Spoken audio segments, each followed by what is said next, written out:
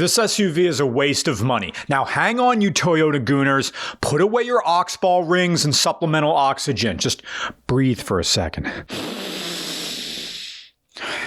Just breathe, Toyota nerds. Breathe. I just called a 2024 Land Cruiser a waste of money, and here's why. This is a 4Runner underneath. Same engine, same platform, same size. Look, same every day. Slackers band, obscure reference, get with it, listen to more ska. Americans and Canadians can't get the full-size Land Cruisers anymore. The J200, that's the last previous full-size Land Cruiser we ever got. That existed from 2008 to 2021. After that, they made the J300. Do Americans and Canadians get it? No, get rocked. If we want to buy the legit Land Cruiser, we have to buy it as a Lexus, the LX 600. On the low end, they're $94,000, and on the high end, they're $135,000. Just open your behymen, bite down on your backpack straps. Financing is going in dry.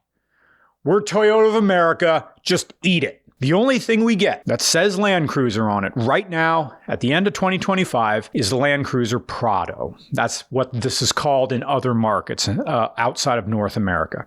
This episode of Regular Car Reviews is sponsored by Lasfit. Lasfit are heavy-duty floor mats, laser cut and designed for the perfect fit. Lasfit uses 3D scanning technology to capture every corner and crevice so it fits in your footwells perfectly, edge to edge. And they offer more coverage than the OEM mats. You can see we're putting floor mats into a Mustang Mach-E. Ford is okay with their floor mats, but you can see that they designed their rear mats as 3 separate pieces, while the Lasfit is one complete piece. That means crumbs and stuff, they're not gonna fit in between and get under the floor mats and leave you with more stuff to clean. And these are made from premium TPE material, super easy to clean. Just take them out, hose them off, dry them off. Me, I like to use a bottle of soapy water, spray bottle there. It gets them perfectly clean. They are neither too rigid like plastic nor too soft like rubber, and they're not gonna turn yellow or brittle or get hard over time. Here's how to get these. Click the link in the description and use code AUGD1 to save money on the Lasfit website. That's promo code Alpha Uniform Golf Delta 1 to save money on the Lasfit website. They're great. I like them. Feel good under your feet. And now, back to a Toyota Land Cruiser. Now, this is still a Land Cruiser. It's just not the one you remember. 2024 Land Cruiser. Brought to you by CGI Vash the Stampede. He's got a 22 now. The interior has less performative masculinity than a 4Runner, less rigid edges on things that look like Piccadilly rails, and I love mispronouncing tactical accessories. It makes the alpha-brained boys crazy. I call red dot sights laser sights. K-bars are Rambo knives, and desert boots are forest Uggs. Now, this has a smoother ride than its 4Runner sibling. It has adaptive suspension or something. The suspension is a verse boyfriend who is interested in what you have to say and empties the dishwasher without being told. Its acceleration? Same as the 4Runner. It has the same 2.4-liter turbo 4-cylinder with a hybrid helper motor making 326 horsepower and 465 pound-feet of torque. The difference is the Land Cruiser doesn't make the obnoxious fake engine sounds that the 4Runner does, or if the Land Cruiser is piping in fake sounds, they're slight enough not to notice. It also has the same bottle jack as the 4Runner. You're never going to touch it because 1, you paid for the Land Cruiser name, which means you also paid for AAA, and 2, bottle jacks are the automotive equivalent of the yodeling game from The Price is Right. That music gave 2 generations anxiety. The gap between a Jeep Cherokee and a Land Cruiser is so great that Tom Paris couldn't cross it at warp factor 10. But the gap between a Land Cruiser and a 4Runner is thinner than a juice bar doorway. I'm not sure why Toyota is dead set as they are on bleeding their reputation. It's not enough that you have them getting rid of the full-size spares so you sign up for roadside assistance, or that the twin turbos in Toyota Tundras and Lexus GX series are exploding. No, we have a car that is, at best, a lateral move, and at worst, an active downgrade from the car that preceded it. From a company that should be better than this. because Toyota's solution to mechanical inconsistency is to try and budget their way through it. In every respect, this is reheating the 4Runner's nachos. It shares the TNGA-F platform and wheelbase with the 4Runner. It has the iForce Max hybrid powertrain, and it has the same ethically ambiguous lesbian with a Wegmans reward car vibes as the 4Runner, but in nearly every respect, this is inferior to the 4Runner. This doesn't have a non-hybrid option.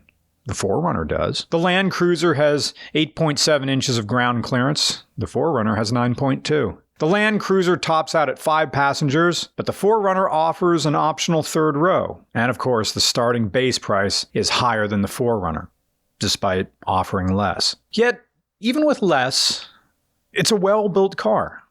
It has the Toyota build quality through and through, but I don't know that the luxury MSRP is justified here. It's a premium car, but I don't think it's meant for premium experiences. This is for rolling up to the Mumble and Grunt family restaurant for the early bird special and pretend you're slumming it. You know, the place where the waitress always comes to take your order during the worst part of the conversation. So yeah, I told my son, if you're a licking balloon knot, you're no son of mine. At least get into electrostimulation like a normal West Virginian. Oh, hi. I'll have the 3 eggs any style with rye toast. 2024 Toyota Land Cruiser. The automotive equivalent of being served pancakes when you were craving waffles. This isn't bad, but I wanted that crispy, soft, melted goodness of a waffle, and it's cavernous. Butter gutters! You know, hybrids have been surging in popularity again. But the hybrid here is less about range than it is about supplementing the engine to help it get out of its own way. We talked about this in our 4Runner review. This is a hybrid, but it's made for torque, not efficiency. This is to help this large SUV just get out of its own way. And the reason they're doing this is because Toyota doesn't have a V8 option anymore. At least not in North America. At least this 4-cylinder only wants 91 octane, not 93. But to his credit, Matt only fills it with 91 every other time. Because it's like, the computer will figure it out. And on the subject of our volunteer Matt, who brought us this 4Runner, we indirectly led him to this choice. He was partly convinced by our J200 video to go get a Land Cruiser, which makes me wonder how often that's happened. Have any of our videos ever convinced you to go out and get a car? And if so, how big of an apology do I owe you? Although I do apologize for, and people have, this is me stroking my own ego. How about I touch my balls while I say this? There were people, bigger YouTubers than us, who have said, you guys, RCR has single-handedly driven up the prices of the Honda Accord 6MT because I just gave it a glowing review from beginning to end and proving how that's one of the most wonderful cars you can buy. And people are like, oh my God, now I can't get them because everybody knows about the secret sleeper. Anyway, this Land Cruiser is like The Empire Strikes Back. Its reputation is likely to grow over time, despite being poorly received in its own time. In that sense, maybe it's better to compare this to the prequels. But even now, I don't think the Star Wars prequels are necessarily beloved. I just think they've gone through a critical reassessment, such that they've become beloved by a certain set of the fandom, partly due to nostalgia, partly due to feeling more authentic than the product that would come after. And I could see the same thing happening here. This Land Cruiser is not as good as the J200. It feels like 75% the way there. It's just missing that extra something to make it feel more complete. Maybe it's road feel or handling or it's stiffer suspension. Maybe it's physically smaller than the J200. I just can't put my finger on it, but it feels familiar without feeling correct. Toyota Land Cruiser. Don't use if pregnant, planning to become pregnant, having been pregnant, knowing any pregnant people, or with a result of pregnancy. And yet, there's a bizarre kind of comfort in a disappointing Toyota. Sounds weird to say, right? And it's even weirder to feel. But it's true, because I think we've spent so much time placing Toyota on a pedestal that it can feel comforting to know that they can pump something out that's just sort of okay.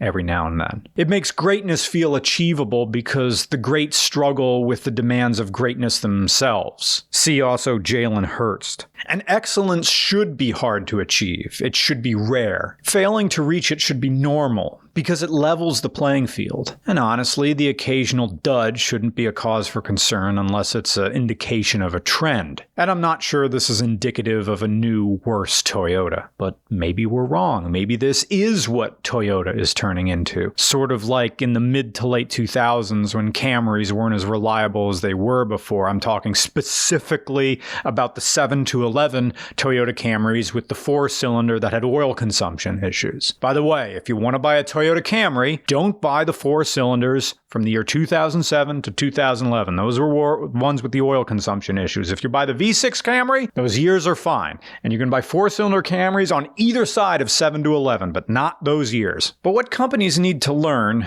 and it is a lesson I think they're resistant to ever learning, is that they aren't owed the benefit of the doubt, no matter how many good cars they've made before. They have to have consistency. They have to continuously earn it, again and again and again. And earning the benefit of the doubt means that you don't make the same car you already made before, but worse. I get that every automotive brand is going through it right now in 2025. And everybody needs to cut costs and fatten their margins. That's why the only full-size Land Cruiser we're allowed to buy in the US and Canada is the LX600 because that's where the margin is. They need to make their money. So they're not going to give us the cheaper version of the more expensive thing. They're just going to give us the expensive thing. It's either buy the LX600 or don't. And by the way, if anybody out there has an LS600, I would very, very, very much like to drive it. Woo. But there's no copy pasting your way out of a downward trend.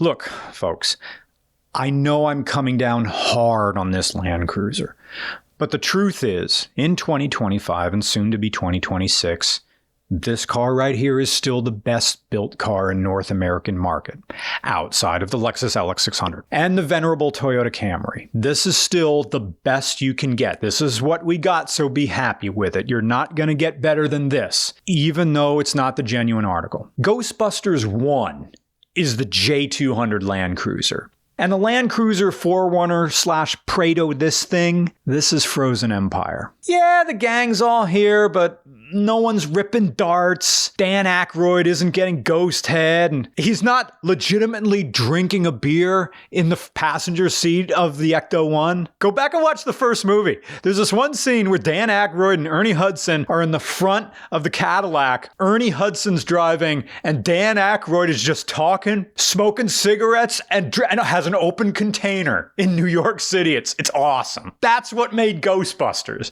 These guys are just like shithead professors, and they're the heroes of the story. But with this car, this automotive equivalent of Frozen Empire, the sublime mix of comedy and horror is gone, replaced with winking self-references. Ernie Hudson is the only one who still looks healthy. And now you got this newer class that's just, we're in a Ghostbusters movie. I can't, they're almost aware they're in the movie. Ghostbusters 1 had to prove itself in every scene because no one ever attempted something like that before. And the J200 Land Cruiser had something to prove to its customers to justify its high MSRP. It was an SUV which would take your children home from the hospital and move them into college in 18 years later without missing a fucking beat. That's how awesome the J200 is. But the 4Runner Land Cruiser, this is a car for a 31-year-old driving back to his old college, walking around campus, going into buildings, wandering the halls, sitting in empty classrooms, eating in the cafeteria, standing outside their dorms and wondering what kind of excuse he would have to cook up that would be good enough to let him go back inside and go up to the 3rd floor and let me just go sit in my old dorm room just for a little bit. But they can't do that. So they walk away from their old dormitory or residence hall, and above them the sky is turning dark. It's evening. Yeah, it's the same university, it's the same town, but those recycling bins are different now, and the street lights are LEDs instead of sodium vapor. The dining hall has a weird addition on it, and there's a new building where the soccer fields were. It's the same university, but it's for different people now, in a different age. But memories are still being formed there, and this will be someone's first Land Cruiser, and they will love it. Inside these perfectly fitting doors, positive memories will form. These days are the good old days for a slice of the population. Decades from now, drivers will hear Bruce Springsteen's Glory Days and remember with romance and sentimentality 2025 and how good it was. And their new Land Cruiser. Oh, that was the year I got my new Land Cruiser. Man, 2005 was a very special time in the world. And you know what? It'll be true. Enjoy this Toyota. It is good. Still worth every penny. Just like you. You're worth it too. Thanks for watching.